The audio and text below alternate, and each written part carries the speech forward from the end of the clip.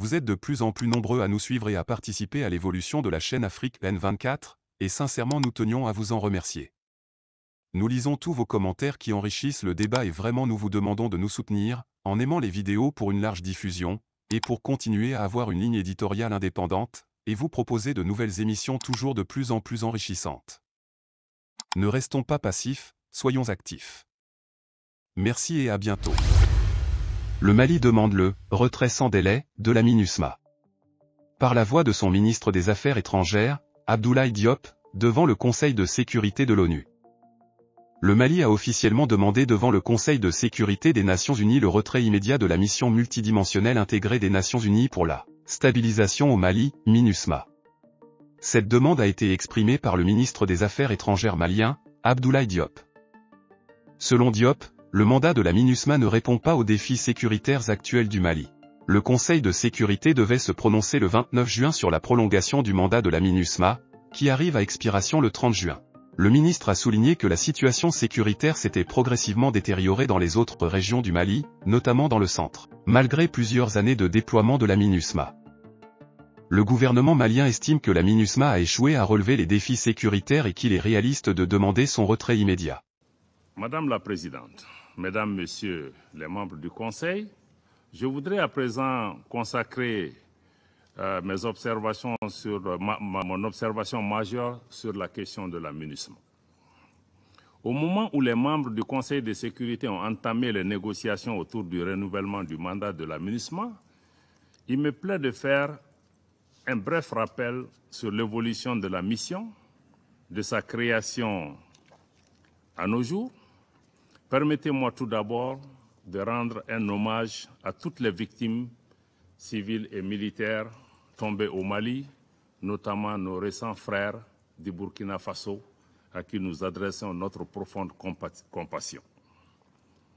En 2013, les fondements qui ont servi à justifier la création de la MINUSMA étaient notamment l'appui aux autorités maliennes pour stabiliser la situation dans les régions du nord du Mali, écarter les menaces et prendre activement des dispositions afin d'empêcher le retour d'éléments armés dans ces zones, particulièrement à travers le rétablissement de l'autorité de l'État dans tout le pays.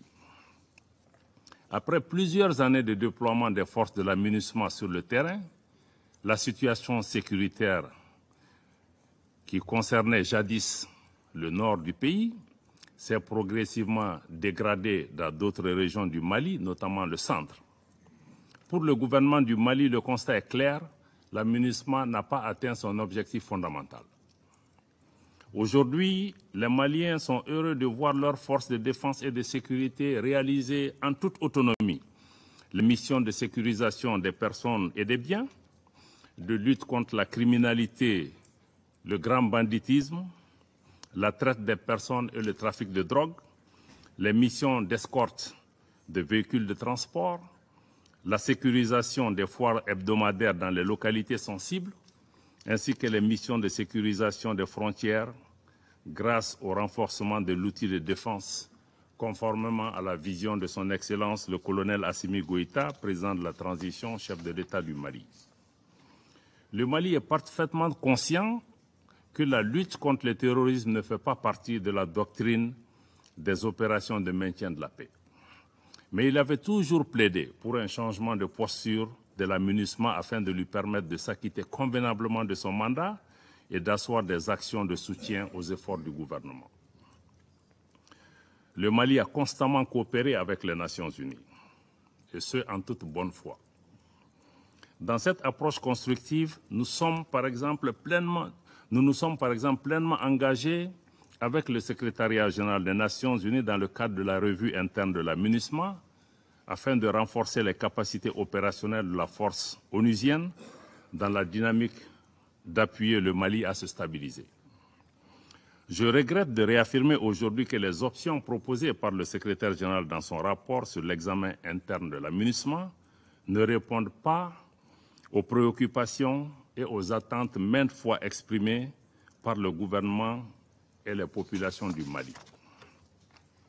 Nous n'avons d'autre choix que de parvenir aux conclusions objectives du bilan de 10 années de présence de la MINUSMA qui n'a pu apporter des réponses adéquates à la situation sécuritaire au Mali et dont les perspectives de maintien ne répondent pas aux impératifs de sécurité des Maliennes et des Maliens. Ni les propositions du secrétaire général, encore moins le projet de résolution en cours de négociation par les membres du Conseil, n'apportent de réponses appropriées aux attentes des Maliens.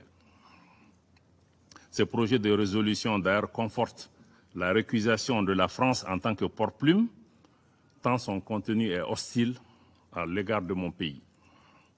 Outre la dimension sécuritaire que nous assurons désormais par nos propres moyens, nous attendions légitimement de la MINUSMA qu'elle soit une mission d'assistance et de soutien aux efforts du gouvernement. Malheureusement, la MINUSMA semble devenir partie du problème en alimentant les tensions communautaires exacerbées par des allégations d'une extrême gravité et qui sont fortement préjudiciables à la paix, à la réconciliation et à la cohésion nationale du Mali. Cette situation engendre un sentiment de méfiance des populations à l'égard de la MINUSMA et une crise de confiance entre les autorités maliennes et la MINUSMA. Au regard de tout ce qui précède, le gouvernement du Mali demande le retrait sans délai de la MINUSMA.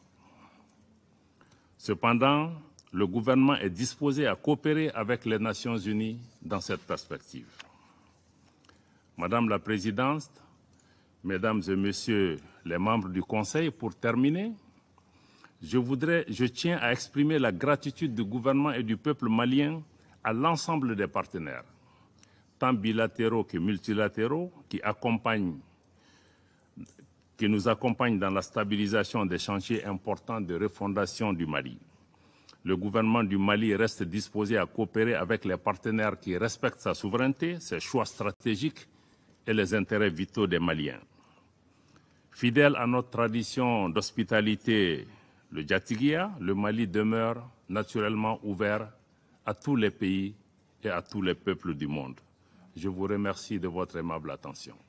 Le Mali reconnaît que la lutte contre le terrorisme ne fait pas partie de la doctrine des opérations de paix des Nations Unies. Mais il a toujours plaidé en faveur d'un changement de posture de la MINUSMA afin qu'elle puisse remplir efficacement son mandat et soutenir les efforts du gouvernement.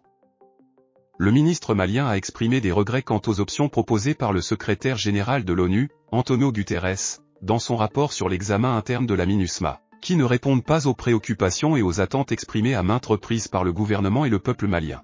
Il considère que le projet de résolution actuellement en négociation au Conseil de sécurité renforce le rejet de la France en tant que porte-plume, car son contenu est hostile au Mali.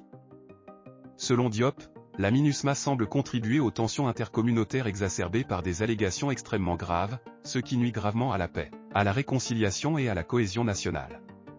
Cette situation entraîne une méfiance croissante de la population malienne envers la MINUSMA et une crise de confiance entre les autorités maliennes et la mission de maintien de la paix de l'ONU. En conclusion, le gouvernement malien demande le retrait immédiat de la MINUSMA, tout en se disant prêt à coopérer avec l'ONU dans cette perspective. Il convient de rappeler que la MINUSMA compte plus de 15 000 hommes déployés au Mali depuis 2013, notamment pour assurer la protection des civils contre les attaques terroristes. Vous êtes de plus en plus nombreux à nous suivre sur Afrique N24, et vraiment nous tenions à vous en remercier. Nous lisons tous vos commentaires qui enrichissent le débat et vraiment nous vous demandons de nous soutenir pour continuer à avoir cette ligne éditoriale indépendante, et vous proposer des émissions toujours de plus en plus enrichissantes. Merci et à bientôt. Likez la vidéo si ce n'est pas déjà fait. Laissez aussi votre point de vue en commentaire. Abonnez-vous et cliquez aussi sur la petite cloche de notification pour ne rien rater de nos prochaines vidéos. N'oubliez pas de partager aussi la vidéo et de la liker.